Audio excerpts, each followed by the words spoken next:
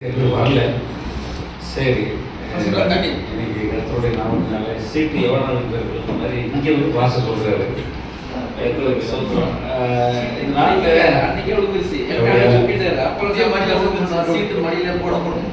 ஆண்டவர் ரட்சகருமாகிய இயேசு கிறிஸ்துவுக்கு ஊழியம் செய்வது போக்கில ஒரு பெரிய பாக்கியம். அந்த பாக்கியத்தை வந்து நிறைய பேர் அனுபவிக்காமல் இருக்கிறாங்க. இந்த பாக்கியத்தை நான் ருசிச்சிருக்கிறேன். அதாவது நிறைய காரியங்களை நான் உங்களுக்கு பர்சனலாக சொல்லுவேன். வேதத்தில் இருந்து இப்போ சில காரியங்களை பார்ப்போம். நான் நண்பர்களாக சகோதரர்களாக வசனத்தை பகிர்ந்து கொள்கிறேன். நான் இந்த இந்த பல ஊர்களில் பல நாடுகளில் கர்த்தருடைய வார்த்தை வந்து கிரியை செய்கிறதும் எல்லா கலாச்சாரங்கள்லையும் எல்லா சூழ்நிலைகளையும் கர்த்தருடைய வார்த்தை கிரியை செய்கிறத நான் பார்த்துருக்கேன். அதாவது பைபிள் வந்து கர்த்தருடைய வார்த்தை ஒரே வார்த்தை தான். ஆண்டவருடைய தரிசனம் என்ன அப்படின்னா, இந்த உலகத்தில் இருக்கிற பூமியில் இருக்க 800 கோடி பேர் வரணும் வரணும். ஆமென். அடிக்கடி ரெய்னால்ட் பாங்கி ஒரு வார்த்தையை சொல்லுவார். அதாவது ஹெல் எம்டி ஹேவன் ஃபுல் அப்படிதான் சொல்லுவார். அவர் பிரசங்கம் ஆப்பிரிக்காவின் தகப்பன்னு சொல்லி 40 வருஷம் ஆப்பிரிக்காவில் ஊழியம் செஞ்சார். இன்னைக்கு அவர் பிரசங்கம் பண்ணி அவர் அபிஷேகம் பண்ணி அவர் பிரசன அபிஷேகம் கொடுத்தவைன்னா இன்னைக்கு ஊழியம் செய்கிறாங்க. 1980களில் 90களில் அவருடைய புத்தகங்கள்லாம் படிச்சிருக்கிறேன். அவரை நேரே மீட்டிங்கில் மதுரையில் 96லாம் புத்தகத்தை கேட்டுருக்கேன், வெளியூர்லையும் கேட்டுருக்கேன். இப்போ நம்முடைய ஊழிய வாழ்க்கையில் நிறைய ஸ்டாண்டர்டை ஆண்டவர் எதிர்பார்க்குறாங்க. ஊழிய வாழ்க்கையில் நிறைய காரியங்கள் நிறைய பலன் வரணும், கர்த்தருடைய வார்த்தை வந்து கிரியை செய்யணும் அப்படின்னு சொன்னீங்கன்னா நம்ம என்ன செய்யணும், வேத வார்த்தையில் வேத வசனத்தில் கர்த்தராகிய இயேசு கிறிஸ்துவை நம்ம ரொம்ப அவரை தழுவணும், அவரோட உறவாடணும். இது ரொம்ப முக்கியம். நிறைய அதாவது இன்றைக்கி நீங்கள் நல்லா கவனிங்க. அதாவது நம்முடைய பிரச்சனைகளில் இருந்தும் சூழ்நிலைகளில் இருந்தும் இந்த சர்ச்சு கட்டுறதுல இருந்தும் ஏகப்பட்ட குப்பைகளை பிசாசனை கூடிய வாழ்க்கையில் போடுவான். ஆனால் நம்ம ஃபோக்கஸ் வந்து எப்பொழுதும் குமாரன் மேலே இருக்கும். ஆமென். எபிரேயர் 1 அதிகாரம் 1, 2, 3 வசனத்தை பாருங்க. அது ஆண்டவர் வந்து ஃபைனல் முற்றுப்புள்ளி குமாரனை கொடுத்துட்டாரு. அந்த குமாரனை கொடுத்து அந்த குமாரனை அறிகிற அறிவில் வளரணும். குமாரனை வந்து ஊழியக்காரங்க எல்லாருமே நம்ம வந்து ஸ்டாண்டர்ட். அடிக்கடி பெரிய ஊழியக்காரங்க ஆப்பிரிக்காவில் என்ன சொல்லுவாங்கன்னா, பைபிள் இஸ் த ஸ்டாண்டர்ட்வாங்க. நான் சொல்கிறேன், இந்த முதல் 3 வருஷத்தை பாருங்கள். பூர்வ காலங்களில் பங்கு பங்காகவும் வகை வகையாகவும் தீர்க்கதரிசிகள் மூலமாய் பிதாக்களுக்கு திருவுளம் பற்றின தேவன், நம்முடைய பிதாவாகிய தேவன் இந்த கடைசி நாட்களில் குமாரன் மூலமாக இயேசுவின் மூலம் நமக்கு திருமணம் பற்றினார் அப்படின்னா பேசினார். இவரை சர்வத்துக்கும் சுதந்திரவாளியாக நியமித்தார். இவரை கொண்டு உலகங்களையும் உண்டாக்கினார். இவர் அவருடைய பிதாவுடைய மகிமையின் பிரகாசமும் பிதாவுடைய தன்மையும் சொருபமாக இருந்து சர்வத்தையும் தம்முடைய வல்லமுள்ள வசனத்தினாலே தாங்குகிறவராயும் தம்மாலே தாமே நம்முடைய பாவங்களை நீக்கும் சுத்திகரிப்பை உண்டு பண்ணி உன்னதத்தில் உள்ள மகத்துவமானவருடைய வலது வாசத்திலே உட்கார்ந்தார். ஆமென். இந்த 3 வசனத்தை 3 நாள் பிரசங்கம் பண்ணலாம். அதாவது இயேசு கிறிஸ்து வெளியேறப்பட்ட பொக்கிஷம் பரலோகத்தில் இருக்கிறவர். இன்னைக்கு நமக்கு ஆண்டவருடைய திட்டம் மாறவே இல்லை. ஆண்டவருடைய திட்டம் மாறவே இல்லை. நான் உங்களுக்கு சொல்கிறேன், ஊழியக்காரராக நான் ஷேர் பண்ணுறேன். ஆதியிலே தேவன் ஆணையும் பண்ணி உண்டாக்கினார். ஆதாமை உண்டாக்கினார். ஆதாமை வந்து ஏறக்குறைய பார்த்தீங்கன்னா 1000 வருஷம் 960 வருஷம் உயிரோடு இருந்தாங்க. இப்போ நான் உங்களுக்கு சுருக்கமாக சில காரியங்களை நான் சொல்லுவேன். ஆதாமில் இருந்து ஆபிரகாம் வரைக்கும் 2000 வருஷம். ஆபிரகாமில் இருந்து 14 தலைமுறை தாவீது, 14 தலைமுறை இயேசு கிறிஸ்து, 2000 வருஷம் இயேசு கிறிஸ்து வரைக்கும். இயேசு கிறிஸ்து இன்னைக்கு வரைக்கும் 2026 வருஷம். நம்ம கடைசி டிப் ஆஃப் த அந்த கடைசி முனையில் வாழ்றோம். 6000 வருஷம் முடிஞ்சு போச்சு. என் சகோதர சகோதரிகளே, என்ன நண்பர்களே, நான் சொல்கிறேன் பாருங்க, ஆண்டவர் திட்டம் என்னன்னா, அவர் வந்து ஒரு மனுஷனை உண்டாக்கி பகலில் குளிர்ச்சியான வேலையில் அவனோட உறவாட நினைச்சார். எனக்கு வேணும். யூதர்கள்லாம் கீழே விழுந்துட்டாங்க. இன்னைக்கு வந்து பார்த்தீங்கன்னா எங்கே பார்த்தாலும் பிசாசின் கிரிகள். அதை பற்றி நான் பேச விரும்பல. ஆவிக்குரிய உலகம்னு ஒன்று இருக்குது, காண்கிற உலகம்னு ஒன்று இருக்குது. 2 ராஜ்யம் தான், இருளின் ராஜ்யம், வெளிச்சத்தின் ராஜ்யம். எல்லா மதங்களையும் கிறிஸ்தவ வந்து சேர்த்துங்க. மதங்கள் எல்லாமே இருளின் ராஜ்யம். ஆண்டவர் வந்தது எதுக்கு அப்படின்னா, அவரை பின்பற்றி ஆவியானவரை பின்பற்றி வாழதான் வர சொன்னாங்க. அவனை கிறிஸ்தவ மதம்னு நம்ம நினைக்கக்கூடாது. கர்த்தர் நமக்கு அந்த ஆண்டவர் வச்சிருந்த திட்டம் நோக்கம், மனுஷனை கொடுத்த நோக்கம் மாறவே இல்லை. ஆபிரகாம் கூப்பிட்டாரு, திரும்ப என்ன செஞ்சாரு, அவர் வந்து ஆதாம் இழந்து போனப்போ 2000 வருஷம் கழிச்சு பொறுமையா இருந்து பாருங்க, ஆண்டவர் 2000 வருஷம் பொறுமையா இருக்கு. திரும்ப ஆபிரகாமை கூப்பிட்டாரு, திரும்ப அதுக்கப்புறம் இயேசு கிறிஸ்துவை வச்சு இவரை கொண்டு உலகங்களை உண்டாக்கினார். Sonship in Christ. இப்போ உங்களுக்கு பதில் நீங்க படிச்சு பார்த்தீங்கன்னா, 2ஆம் மாதம் வானத்திலிருந்து வந்த கர்த்தர், அவர் உயிர்ப்பிக்கிற ஆவியானவர், அவருக்குள்ள நம்ம இருக்கிறோம், கிறிஸ்துவுக்குள்ள சன்ஷிப், குமாரனை பின்பற்றணும். அதாவது பரலோகத்தில் இருக்கிறவர் அறிந்தவன் யார்? பரலோகத்தில் இருக்கிறவர் கண்டதையும் கேட்டதையும், பிதாவினிடத்தில் கண்டதையும் கேட்டதுன்னு தான் அவர் சொல்றாரு. பிதாவினிடத்தில் கண்டதையும் கேட்டதையும், அற்புத அடையாளங்கள், சுகமாக்குறது, அவர் இரக்கம் உள்ளவர், கிருபை உள்ளவர், நீதி கிரியை செய்கிறவர், சத்தியம் உள்ளவர். Truth is a person, truth is a person, word is a person. தேவன் ஆவியா இருக்கிறார், தேவன் வார்த்தையா இருக்கிறார். தேவன் வந்து எப்படி கிடையாதுன்னா, பாம்பு தலையும் என்ன மிருகத்தினுடைய தலையும் என்ன காளையார் கோயில், செங்கடம் கோயில் அப்படிங்கிற மாதிரி பாதி மாட்டு தலையும், ஆண்டவர் யானை தலையும் கிடையாது. மனுஷன் தேவ சாயலாக உண்டாக்கப்பட்டா, தேவனோட உறவாட உண்டாக்கப்பட்டா. இதுதான் ஆண்டவருடைய நோக்கம். 6000 வருஷமா ஆண்டவருடைய நோக்கம் மாறல. இன்னைக்கு நம்ம யார்? கிறிஸ்துவுக்குள்ள நம்ம முத்திரிக்கப்பட்டிருக்கிறோம். ஆமென் சொல்லுங்களா? பாருங்க, பேசுற நிறைய வசனம் சொல்றேன். ஆவியானவர் வந்தாருன்னா, யோவான் எழுதின சுவிசேஷம் 15, 14, 15, 16 அவர் வந்து என்னை மகிமைப்படுத்துவார். சத்திய ஆவியானவர் வந்து நான் சொல்லியவைகளிலிருந்து எடுத்து சொல்லுவார். இயேசு சொன்ன வார்த்தைகளை திரும்ப உங்களுக்கு ரேமாவா லோகோஸா சொல்றவர் தான் ஆவியானவர். விசுவாசிக்கிறீங்களா? அதாவது கிறிஸ்துவனுடைய ஆரோக்கியமான உபதேசம், அதுதான் அவர் தீர்த்துல சொல்றாரு. இப்ப குமாரனுடைய ஸ்டாண்டர்ட் என்ன? அதாவது வேலைக்காரனா இருக்கலாம், மாம்சத்துல ஊழியக்காரன், அடிமையா இருக்கலாம். பழைய ஏற்பாடு வேற, புதிய ஏற்பாடு வேற. நல்ல கவனியம். பழைய ஏற்பாடு எல்லாமே தீர்க்கதரிசிகளும் ஆசாரியர்களும் ராஜாக்களும் எல்லாம் வந்துட்டு போனாங்க. வேற வேற அபிஷேகம், ராஜாவுக்கு ஒரு அபிஷேகம், தீர்க்கதரிசிக்கு ஒரு அபிஷேகம். ஆண்டவர் ரொம்ப வெந்துக்கிறார், ரொம்ப அதாவது வேதனைப்படுறார். சாமுவேல் தீர்க்கதரிசிட்ட கர்த்தர் பேசும்போது என்ன சொல்றாரு? அவர்கள் உடனே தள்ளலப்பா, என்னை ராஜாவா இல்லாத போய் தள்ளினாங்க, எனக்கு ஒரு ராஜா வேணும்னு பிடிவாதம் பண்ணாங்க. அந்த மாதிரி பழைய ஏற்பாட்டில் ரொம்ப முரட்டாட்டம் பண்ணாங்க. ஆனா இயேசு கிறிஸ்து வந்த பிற்பாடு, அவர் மரித்து உயிர்த்தெழுந்து பரலோகத்துல போன பிற்பாடு, பிதாவின் வலது பாசத்தில் நமக்காக பரிந்து கொண்டாடுகிறார். ஒரு ஆமென் சொல்லுங்க. ஆமென். விசுவாசிக்கிறீங்களா? ஆமென். பாருங்க, 2000 வருஷமா இயேசு கிறிஸ்து பரலோகத்துல பிதாவின் வலது பாசத்துல சபைக்காக பாஸ்டரா இருக்காரு. நீங்களும் நானும் என்ன பாஸ்டரா இருக்கிறோம்? இந்த 2000 வருஷம் ஊழிய எபிரேயர்கள் 13 அதிகாரத்தில் சொல்றது. தேவன் தேவபக்தி உள்ள ரகசியம், 2 ரகசியம். Marriage is a very very secret. திருமணம் என்பது ஒரு ரகசியம். அதே மாதிரி தேவன் மாம்சத்தில் வெளிப்பட்டார், அவர் எல்லாருக்கும் மனுஷன் காணப்பட்டார், ஆவியில் எடுத்துக்கொள்ளப்பட்டார். இது ஒரு ரகசியம். அவர் வார்த்தை மாம்சமாகி இம்மானுவேலா வந்தார். இந்த 2 ரகசியம், இந்த 2 ரகசியம் நம்மகிட்ட தான் இருக்கணும். ஆமென்.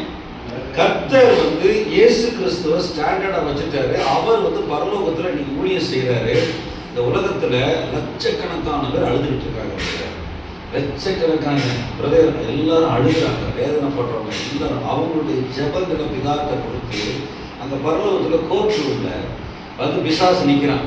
அங்க நிக்கிறான் பிசாசு வந்து, அட்வொகேட் வந்து இயேசு கிறிஸ்து, நம்முடைய மத்தியஸ்தர் இயேசு கிறிஸ்து. அவன் அங்க நீங்க ஜெபம் பண்ணீங்கன்னா கர்த்தர் கேட்பாரு. அவன் நீங்க கொஞ்சம் என்ன செய்யுங்க அப்படின்னா, உங்களை எலிவேட் பண்ணி உங்களை உயர்த்தி பரலோகத்தோட கனெக்ட் பண்ணுங்க. இதுதான் நான் சொல்ல வரேன்.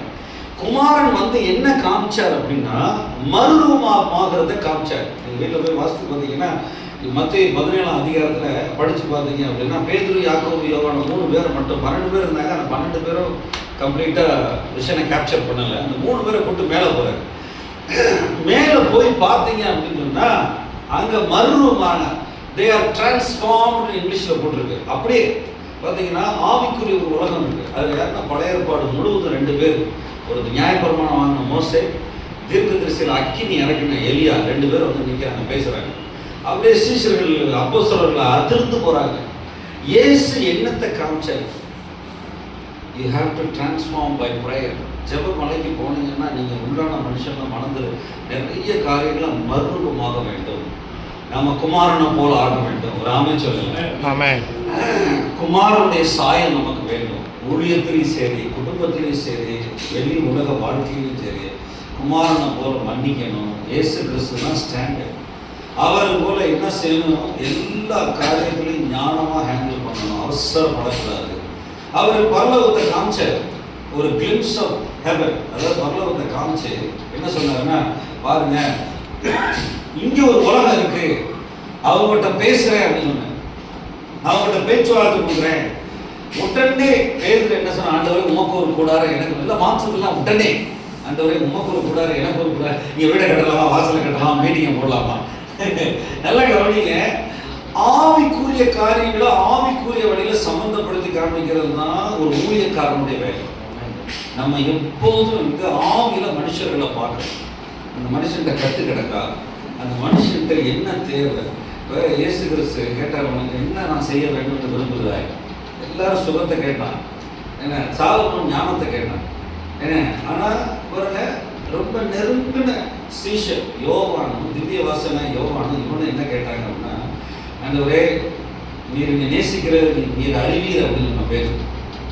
இப்போ ஆண்டவர்கிட்ட போக போக போகன்னா பரலோகம் வந்து நமக்கு டிஸ்க்ளோஸ் ஆகும். பரலோகத்தில் காரியங்களை பரலோகத்தில் தேவன் வந்து ஊழியம் செய்கிறார். நீங்கள் பேசிய பிலிப்பியர் கொலோசியரை படித்து பார்த்தீங்கன்னா, எல்லா துறைத்தனங்களுக்கும் எல்லா அதிகாரங்களுக்கும் எல்லா கர்த்தத்துவங்களுக்கும் மேலாக இயேசு கிறிஸ்து உயர்ந்திருக்கிறார்.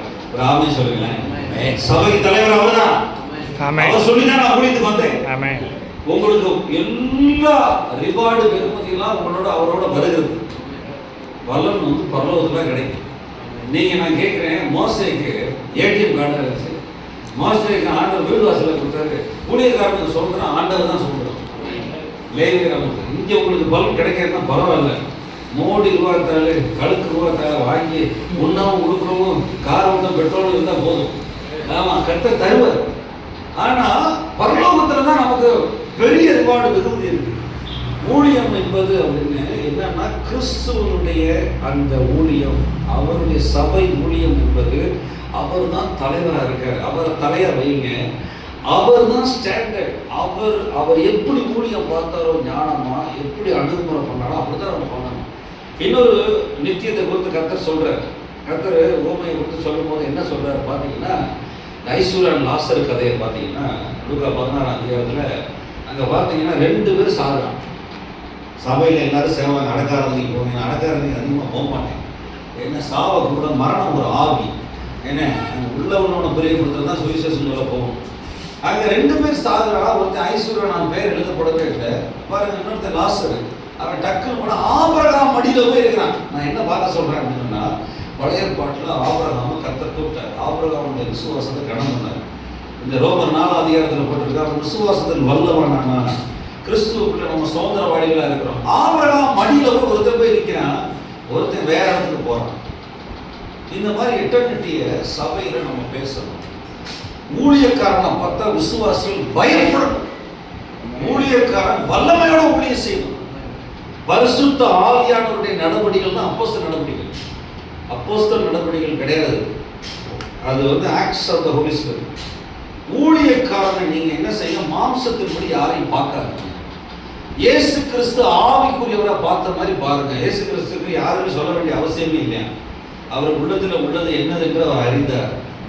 இயேசுவை நம்ம உயர்த்தணும். அவர் என்ன சொன்னார்? யோவான் 3ஆம் அதிகாரத்தில், வனாந்திரத்தில் மோசே மூலமாக சர்ப்பமான மூலம் சர்ப்பத்தை கோழில உயர்த்துவது போல கிறிஸ்துவான குமாரனை உயர்த்தினா எல்லாரும் ரட்சிக்கப்படுவாங்க. ஆமென். எல்லாரும் ரட்சிக்கப்படுவாங்க. நீங்க மனுஷர்களை மாம்ச கண்ணுல பார்க்காதீங்க. அவனுக்குள்ள கட்டு கிடக்கணும். அவனுக்குள்ள அது வியாதியின் கட்டோ, பிசாசின் கட்டோ, பரம்பரை கட்டோ, சாப கட்ட கிடக்கும். இயேசு கிறிஸ்து ஆவியில பார்த்த மாதிரி பார்க்கணும். உன்னை அத்தி மரத்தின் கீழே பார்த்தேன், உன்னை அத்தி மரத்தின் கீழே என்ன நீ என்ன சொன்னதுனால நம்புறியா? இதிலும் பெரிதானங்களை காண்பாய். தேவதூதர்கள் ஏறுகிறது இறங்குறது அவர் தான் ஏணிப்படி சபையில். ஆமென். நீங்க keep the standard of the son of God. நம்ம எல்லாரும் குமாரனா எடுக்க அழைக்கப்பட்டோம். குமாரன் இன்னைக்கு நிறைய பேர் மிஸ் பண்றாங்க. ஊழியத்துல பைபிள் காலேஜில் எல்லாம் 5 பேர் மதங்களை சொல்லியிருக்காங்க. தேவையே இல்லை, தேவையே இல்லை. நமக்கு ஊரில் பற்றி நம்ம இந்தியாக்காரனுக்கு விக்கிரகத்தை பற்றி சொல்லியா கொடுக்கணும்? ரோட்ல எல்லாம் இருக்குது. ஆனால் அவனுக்கு ஆவியின் அபிஷேகத்தையும் குமாரனை பற்றியும் வேத புதிய ஏற்பாட்டை பற்றியும் பரலோகத்தை பற்றியும் அவனுக்கு வந்து எப்படி பிசாசு வரணும்னு சொல்லிக் கொடுக்கணும். இன்னைக்கு நிறைய சபைகளில் வந்து டெலிவரன்ஸ் மினிஸ்ட்ரி ஏற்றுக்கொள்ளவே மாட்டாங்க. ஏன்னா பார்த்தீங்கன்னா அது கோபமாக இருக்கும், இதாக இருக்கும், பிரச்சனையாக இருக்கும். தனியாக வச்சு கூட பண்ணுறாங்க, தப்பு இல்லை. அதாவது இயேசு கிறிஸ்து சில டெரிட்டரியில் போனால், இப்போ இந்த இடத்துல கூட பாஸ்டர் சொன்னாங்க, சில எதிர்ப்புகள் இருக்குது, சில சூழ்நிலை இருக்குன்னா இந்த டெரிட்டரி டீமன்ஸ்னு சில காரியங்கள் பார்த்தீங்க அப்படின்னா குமாரன் என்ன செஞ்சார் அப்படின்னு சொன்னால், மத்திய எழுதும் சுவிசேஷத்தில் நான் தேவனுடைய விரலினாலே பிசாசுகளை துரத்தினால் தேவனுடைய ராஜ்யம் உங்களுக்குள் வந்திருக்கிறதே. இது ஒரு ராஜ்யம். குமாரன் ரோமரில் பார்த்தீங்க அப்படின்னா 8ஆம் அதிகாரம் 15-16 பரிசுத்த ஆவியானவர் நம்முடைய ஆவியுடனே சாட்சி கொடுக்கிறார், நாம் தேவனுடைய பிள்ளைகள் என்று. எவர்கள் தேவ ஆவியுடன் நடத்தப்படுகிறார்களோ தேவனுடைய புத்திரராக இருக்கிறார்கள். நாம சொல்லுவோம். பாருங்க, நீங்க அதாவது எந்த ஆர்கனைசேஷன் 10 ஆர்கனைசேஷன் சப்போர்ட் பண்ணாலும் வாங்கிக்கீங்க, நோ ப்ராப்ளம். ஊழியத்தை கொடுக்கணும்னு வேணான்னு சொல்லாது, தப்பு இல்லை. ஆனா பைபிள் படி குமாரன் சாயெல்லாம் நடக்கிறோமா? குமாரன் மாதிரி கனி கொடுக்குறோமா? குமாரன் மாதிரி மிஷன் அக்கம்ப்ளிஷ் ஆகுதா? மிஷன் எங்க போனாலும் நீங்க குமாரனை உயர்த்துங்க, இயேசுவின் வார்த்தைகளை பேசுங்க, ஆவிக்குரியவர்களா இருங்க, இயேசுவின் வார்த்தைகளை சொல்லுங்க, ஆரோக்கியமான உபதேசங்களை பேசுங்க, மனம் திரும்பு, பரலோக ராஜ்யம் சமீபமா இருக்கு அப்படின்னு பேசணும். இன்னைக்கு நிறைய இடங்கள்ல பாத்தீங்க அப்படின்னா, அதாவது the gospel of the Lord Jesus Christ, அதாவது கிருபையுள்ள சுவிசேஷம் இல்ல சபைகள். நிறைய இடங்கள்ல ஆண்டவர் வருத்தப்படும், ஆண்டவர் சபைக்கு வெளியே தான் இருக்கு நிறைய இடங்கள். இப்ப குமாரன் வேதாகமத்துல ரொம்ப முக்கியமானது. அவர் பரலோகத்திலிருந்து பூமிக்கு வந்து சாத்தானையும் அது உலகத்தையும் பிசாசின் ராஜ்யங்கள் மரணத்தையும் ஜெயித்தார். ஆமென். அவர் ஜெயித்ததுனால இந்த ஜெயமான ஊழியத்தை நம்ம உற்சாகமா செய்ய வேண்டும். நீ குமாரனை பத்தி பேச நித்தியத்தை குறித்து சொல்ற. இன்னொரு சில காரியங்கள்லாம் நீங்க பாத்தீங்க அப்படின்னா பைபிள்ல நீங்க சில காரியங்கள்லாம் பாத்தீங்கன்னா, ஜெபம் பண்ணும் போது சபையில பரலோகத்திலிருந்து உடனடியா பதில் வந்துச்சு, உடனடியா. அதுதான் புதிய ஏற்பாடு 12ஆம் அதிகாரத்துல அப்போஸ்தலர் நடவடிக்கைகளை பாத்தீங்கன்னா விசுவாசிகள்லாம் ஜெபிக்கிறாங்க. என்ன ஜெபிக்கிறாங்க? ஆண்டவரே எல்லா இடத்துலையும் அச்சுறுத்தல் பயப்படுத்துறாங்க. நீ ஜெபிக்கிறவங்க யாரு இருக்காங்க? இப்போ நம்மளாம் ஊழியக்காரர் வந்து ஜெபிக்கிறோம். நம்ம சபையில் ஜெபிக்கவங்க வாங்கன்னு காசு கொடுத்தாலும் ஜெபிக்க வர்றாங்க. ஆனால் ஆசீர்வாதம் மட்டும் வேணும். அப்படி ஆண்டவர் சொல்லவே இல்லை. ஆண்டவரை என்ன அழைக்கிறார் அப்படின்னா, என் மந்தையில் வாங்க, குமாரனை மகிமைப்படுத்துங்க, என்னோடு கூட ஐக்கியப்படுங்க. ரொம்ப ரொம்ப ரொம்ப முக்கியமானது என்னன்னா, நம்ம ஆவியானவர் அதாவது நமக்கு ஆயத்தம் பண்ணி வச்சது. இப்போ நான் சுருக்கமாக சொல்கிறேன். நிறைய பேர் ஜெப ஊழியம் செய்கிறாங்க, நிறைய பேர் பிரசங்கிக்கிறாங்க, நிறைய பேர் விசுவாசப்படுறாங்க, இந்த மாதிரி ஒரு சில கிஃப்ட்டுகளில் ஆப்ரேட் பண்ணுறாங்க. ஆனால் குமாரனுடைய கேரக்டர், குமாரனுடைய குணாதிசயம் நமக்கு வேண்டும். குமாரனை போல நாம் என்ன செய்யணும்? மன்னிக்கணும். சக ஊழியக்காரனை மன்னிக்கணும், மனைவியை மன்னிக்கணும். ரகசியங்கள் பார்த்தீங்கன்னா சகோதரர்களாக கூடியிருக்கிறோம். மனைவி மூலமாக பிசாசு கிரியை செய்யும். கல்யாணம் பண்ணியிருக்கோம் எல்லாரும், அமைதியா இருக்கு. ஆமா, கல்யாணம் பண்ணியிருக்கோம். பார்த்தீங்கன்னா ஆதாம்கிட்ட உன் மனைவியின் பேச்சை கேட்டேன் ஆண்டவர். அதே மாதிரி ஆபிரகாம் அழைச்சார் ஆண்டவர். உன் மனைவியின் பேச்சை கேட்டு எகிப்திய ஸ்திரியோட நீ படுத்துட்ட. பார்த்தீங்கன்னா அந்த ஒரு தப்பு செய்யாமல் இருக்கிறதா பழையற்பாடு புதியற்பாடு வந்துருக்காரு. ஆனால் பாருங்க, ஆண்டவர் அதுலேயும் பொறுமை விடுவார், அவளையும் ஜாதி ஆகிட்டார். சில நேரங்களில் என்ன செய்யணும்னா, நம்ம மனைவியோட நேரம் ரகசியம் அப்படின்னா, இந்த ரகசியத்தை சொல்றேன், புரிஞ்சுக்கங்க. திருமணம் என்பது புருஷன் மனைவி என்பது சரீர பந்தமோ, இது ஒரு செக்ஷுவல் ரிலேஷன்ஷிப்போ கிடையாது. இதெல்லாம் 1% தான். எவ்வளவு சொல்லுவேன்? 1%. நான் 23 வருஷம் கல்யாணம் ஆயிடுச்சு. நான் சொல்றேன், இது 1% தான். சபையாகிய கிறிஸ்துவும் மணவாட்டியாகிய மனைவியும் எப்படி இருக்கிறதுன்றது ஒரு பிம்பமா தான் ஆம்பளை பொம்பளை படைச்சாங்க. ஆண்டவர் செக்ஸுக்காகவோ, அதாவது நிறைய பிசாசு என்ன செஞ்சுட்டாங்கன்னா, இந்த ஹாலிவுட்டு பாலிவுட்டு நெட்டில் வந்து பெண்ணை கேவலப்படுத்திட்டாங்க. ஒன்றுத்துக்கும் அவன்றுத்துக்கும் வகை உண்டாக்கும். இந்த மாதிரி ரொம்ப கேவலம்.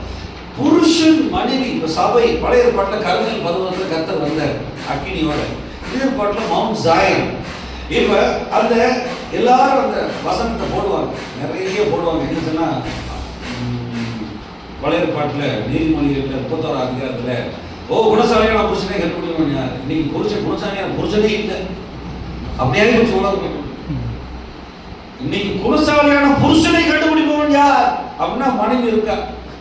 நீங்க வந்தாலும் பார்த்தீங்கன்னா அந்த அதிகாரம் சபையை பொறுத்து சொல்லியிருக்கோம். இந்த மாதிரி மணவாட்டி சபைக்கு நம்மளை ஆண்டவர் கண்காணிகளா, உதவிக்காரனா, பிஷப்பா, மெய்ப்பனா, அப்போஸ்தலர்களா, தீர்க்கதரிசிகளா, எவ்வளவு பெரிய பாக்கியம் பண்ணீங்க. அவர் ஆமே சொல்லலாம். சபை பரிசுத்தப்படவும் நம்ம குமாரனை போல இருக்கணும். அநேக நேரங்களில் மனைவியோட சமாதானமா இருக்கு. மனைவியை மன்னிங்க, மனைவிக்கு நேரம் சொல்லுங்க, கொடுங்க. நான் நிறைய இடத்துல அடிபட்டு சில காரியங்கள் எல்லாம் கர்த்தர் எனக்கு பேசினேன். என்னன்னா சமாதானம் இருந்தால் ஊழியம் நல்லா இருக்கும். ஊழியம் நல்லா இருக்கணும்னா குடும்பத்தில் சமாதானம் இருந்தால் தான் ஊழியம் நல்லா இருக்கும். அதான் இதுதான் மேக்ஸிமம். குடும்பத்தில் வீட்டில் அரிசி இல்லை, எண்ணெய் இல்லை, பருப்பு இல்லை அப்படின்னு சொன்னால் ஊழியமே பார்க்க முடியாது. அநேக நேரங்கள்ல நான் அந்த ரகசியமா மனைவி இல்லாதனால தைரியமா சொல்றேன். என் மனைவி இருக்குமோ சொல்லுவேன். நான் என்ன சொல்றேன், அநேக நேரங்களில் இந்த சபையும் கிறிஸ்துவும் உள்ள உறவு, இந்த ரகசியம், மிஸ்ட்ரி ஆஃப் தி காஸ்பல், இந்த ரகசியம் பெரிது அப்படின்னு சொல்றாரு. அவர் 5ஆம் அதிகாரத்துல அவர் பவுல் சொல்றாரு, எபேசியர் 5ல் என்ன ரகசியம், என்ன பெரிது அப்படின்னு சொன்னா, கிறிஸ்துவும் சபையும் உள்ள உறவு. நாம எவ்வளவுதான் நம்ம தப்பு செஞ்சாலும் ஆண்டவர் மன்னிக்கிற கிருபையுள்ள தேவன். நாம சொல்லுங்க. பாருங்க, எலியா 480 490 தீர்க்கதரிசிகளை முடிச்ச உடனே ரொம்ப வேதனையில பயத்துல இருக்கிறார். அப்ப என்ன சொல்ற, ஜெபம் பண்றாரு, ஆண்டவரே என்ன என்னை எடுத்துக்கொண்டு சொல்றாரு. எடுத்துக்கொண்டு சொன்னா அந்த ஜெபத்தை ஆண்டவர் கேட்கல. என்ன செஞ்சாரு, தூதர்களை கொண்டு தலையில சுடப்பட்ட அப்பமும் கொடுத்து ஆண்டவர் ஊழியக்காரனை சேர்க்கிறாரா இல்லையா? இன்னைக்கு வரைக்கும் எலியா மறுரூபமாய் பரலோகத்துல இருக்காங்க. ராம சொல்லுங்க, என்னை எடுத்துக்கொண்டு சாக போறேன்னு சாக விடல ஆண்டவர். மறுமலையில காணப்பட்டார். ஊழியக்காரனுக்கு சோதனையான நேரங்கள் வரும், ஊழியக்காரனுக்கு கடினமான நேரங்கள் வரும். அப்ப என்ன செய்வீங்கன்னா, உபவாசம் போட்டு ஜெபிங்க, மனைவியோட ஒப்புரவாங்க. மனைவியை பிசாசு தூண்டி விடுவாங்க. சில நேரங்களில் என்ன செய்யணும், தவறான காரியங்கள் மாம்சத்துல சொல்றேன். மனைவி பிசாசு கிடையாது, ஆனா வீட்டுல யார் மூலமா சமாதானத்தை குலைப்பாங்க. அப்ப நீங்க என்ன செய்கிற, குமாரனை போல பாருங்களேன், இயேசு கிறிஸ்து கம்ப்ளீட்டா நன்மை செய்கிறவரா சுற்றி திருந்தார். எத்தனையோ பேர் சுகப்படுத்தினார், எத்தனையோ பேர் குஷ்டரோகியை சொல்றாரு, மருத்துவரை எழுப்பினார். அவர் செய்த அற்புதங்கள் நிறைய. கடைசியில் என்ன கூட கோர்ட்டில் கொண்டு நிப்பாட்டினாங்க. அவரை கொண்டு போய் என்ன செஞ்ச கல்லறிங்க கோர்ட்டில் கொண்டு. அவர் என்ன செய்ய, நான் பிதாவை வேண்டிக் கொண்டால் ஏகப்பட்ட தூதர்களும் ஒண்ணுமெல்லாம் வாங்கிக்கிறாங்க, ஆனாலும் தேவ சித்த நிறைவேற ஒப்பு கொடுக்குறேன். நாம உங்க வாழ்க்கையிலும் என் வாழ்க்கையிலும் தேவ சித்த நிறைவேறணும். ஆமே. இன்னொரு வசனத்தை சொல்றேன் பாருங்களேன். இந்த எபிரேயர் 4ஆம் அதிகாரத்துல, எபிரேயர் 1-4, எபிரேயர் 4ஆம் அதிகாரத்துல அவர் எவ்வளவு ஞானமா அந்த எபிரேயர் வெறும் யூதர்களுக்கு எழுதப்பட்டது. அது மோசேயையும், அதாவது மோசேயோட பெரியவர் குமாரனானவர், இவரை விட பெரியவர், யோசுவாவோட பெரியவர், மெல்கிசேதேக்கை விட பெரியவர். எபிரேயர் 4ஆம் அதிகாரத்துல பாருங்க, அதுல மன்னிச்சு கொள்ளுங்க, 3ஆம் அதிகாரம் 1-5. இப்படி இருக்க தங்குள்ளவர்களாகிய பரிசுத்த சகோதரரே, நாம் அறிக்கை பண்ணுகிற அப்போஸ்தலரும் பிரதான ஆசாரியரும் இருக்கிற கிறிஸ்து இயேசுவை கவனித்து பாருங்கள். மோசே தேவனுடைய வீட்டில் எங்கும் உள்ளவனாய் இருந்தது போல இருவரும் தம்மை ஏற்படுத்தியவர்களுக்கு உண்மையுள்ளவராய் இருக்கிறார். போதும் பாருங்க. மோசே பழைய ஏற்பாட்டுல ஆசரிப்பு கூடாரத்தெல்லாம் சொல்லி எல்லாத்தையும் சொன்ன மாதிரி செஞ்சுட்டேன், காமிச்ச மாதிரி மலையில காட்ட மாதிரி செஞ்சுட்டேன் அப்படின்னு சொல்லி ரகசியத்தை சொல்ல. அப்படியே அவர் பார்க்க செய்ய இத்தனை பட்டு ஆடை செய்யணும், இத்தனை மணிகள் செய்யணும், இத்தனை ஏர்போத்து செய்யணும், இந்த மாதிரி தொட்டி செய்யணும், மகா பரிசுத்த ஸ்தலம் செய்யணும், வெளிப்பிரகாரம் செய்யணும்னு சொல்லி 12 கோத்திரத்தை உட்கார வச்சு சீனாய் மலை கீழே என்ன சரி என்னென்ன சொல்றதோ செஞ்சு முடிச்சிட்டாரு. உண்மை உள்ளவரா சொல்லுங்களேன், எல்லாரும் சொல்லுங்களேன். உண்மை உள்ளவரா கீழே பாருங்க, உண்மை உள்ளவர். திரும்ப 5ஆம் வசனம் வாசிங்க. சொல்லப்பட போகிற காரியங்களுக்கு சாட்சியாக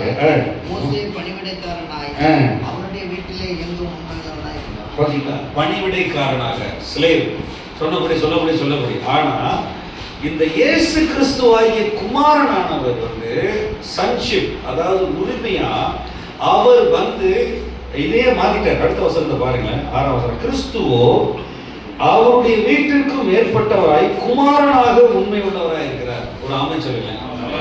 இப்ப நம்ம குமாரனா இருக்கிறோமா, பணிவிடைக்காரனா இருக்கிறோமா? இதான் கேள்வி. பழைய ஏற்பாட்டு ஊழியமா, புதிய ஏற்பாட்டு ஊழியமா? இயேசுவின் நாமத்தினால பிசாசு தோற்கப்படும், இயேசுவின் நாமத்தினால சுகம் உண்டு, இயேசுவின் நாமத்தினால எல்லா, அதாவது இருளின் ராஜ்யங்கள்லாம் அதிரும். குமாரன் உண்மை உள்ளவரா மிஷனை முடிச்சார். இந்த உண்மையா இருக்கிறது, பணிவிடையா இருக்கிறது வேற, குமாரனா இருக்கிறது வேற. இப்ப இந்த குமாரன் சன்ஷிப்பை தான் ஆதாம படைச்சது குமாரனா இருக்கும். ஆண்டவர் ஆபிரகாம்கிட்ட என்ன சொன்னார் தெரியுமா?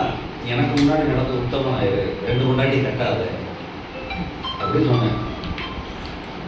நீங்க எதாவது சொன்னார், 2 முன்னாடி வேணாம், எனக்கு முன்னாடி உத்தமன் ஆயிரு, கட்டாதான பிரச்சனை. அதாவது எப்படியாவது சந்ததி வரணும், எப்படியாவது ஆத்மாக்கள் வரணும் அப்படின்னு நம்ம இஸ்மவேலை பெற்று போட்டுறக்கூடாது. இஸ்மவேலை பெற்று போட்டு அது நமக்கே விளையா வந்துடும். இன்னைக்கு வரைக்கும் சண்டை போடுறாங்க.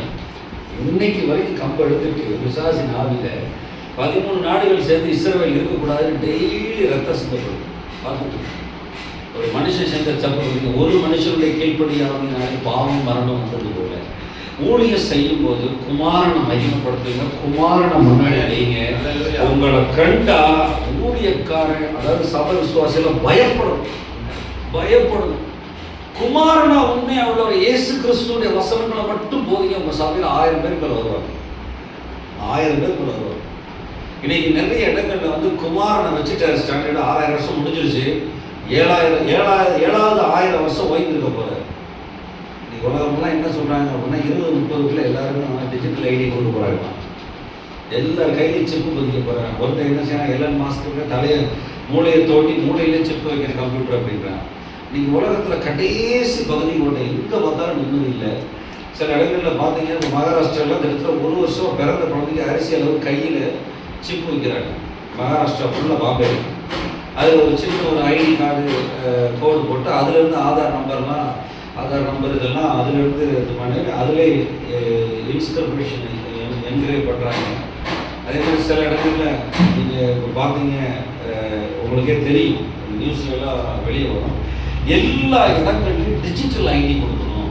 இப்போ பாஸ்போர்ட்லாம் இல்லைன்றாங்க. இப்போ நார்த் அமெரிக்கா பல இடங்களில் பார்த்தீங்கன்னா முகத்தை காமிச்சாலே கண்ணு ஸ்கேன் பண்ண ஐரிஸ் கண்ணை பார்க்கணும். சைனாலேயும் வந்துருச்சு. ஒரு சில இடங்களில் டிஜிட்டல் ஐடி, அதாவது மனுஷனை வந்து நம்பர் போட்டு அங்கு கிறிஸ்துவுக்காக. அதே மாதிரி ஒரு பக்கம் என்ன பார்த்தீங்கன்னா அந்த ரோபோட், ஹியூமனாய்டு ரோபோட் செய்கிறாங்க. அது 1-2 லட்ச ரூபான்றாங்க. அப்போ 20,000 ரூபாய்க்கு வந்துருமா 3 வருஷத்தில். அதாவது 800 கோடி மக்கள் இருக்காங்க. 800 கோடி பேர் மக்களுக்கும் ஹியூமனாய்டு ரோபோட் வந்துருமா. வேலையே இருக்காதுன்றான். ஒருத்தனுக்கும் ஒரு வேலை, போலீஸ்காரன் வேலை, டீச்சர் வேலை, எல்லாமே. சர்ச்சிலே பிரசங்கம் பண்ணுறான். ஆர்டிஃபிஷியல் இன்டெலிஜென்ஸ் கிடையாது, ஏலியன் இன்டெலிஜென்ஸ். இன்னைக்கு அப்படி உலகம் போயிட்டு இருக்கு. இப்படி இருக்கும்போது நம்ம எப்படி கர்த்தர் வருகைக்கு ஆயத்தப்படுத்தணும் பாத்தீங்க. இன்னைக்கு உலகத்துல ரொம்ப நாள் போகாத கர்த்தர் வருகை சீக்கிரமா இருக்கு. 2030க்குள்ள கிட்டத்தட்ட 800 கோடி பேர் ஹியூமனாய்டு ரோபோட்டை கொண்டு வரலாம். 20,000 ரூபாய்க்கு வந்துடும் அப்படின்றாங்க. ரோட்ல கார் இந்த மாதிரி ரோட்ல வெயிட்டு இப்பவே சிங்கப்பூர், துபாயில் எல்லாமே ஹோட்டலில் சாப்பாடு கொடுக்குறது எல்லாமே ரோபாட் தான். கோயம்புத்தூர்ல இருக்கு. வேலை நான் யூஸ் பண்ணுறேன். யூஸ் பண்ணும்போது என்ன பண்ணுவோம்னா கடைசியில் ஹாய் பாய் அப்படின்னு முடிப்பேன். அதாவது பேசுகிறது முடிக்கும்போது என்ன சொல்கிறோம் அப்படின்னா ஜோஷுவாவின் அந்த அதிகாரத்தை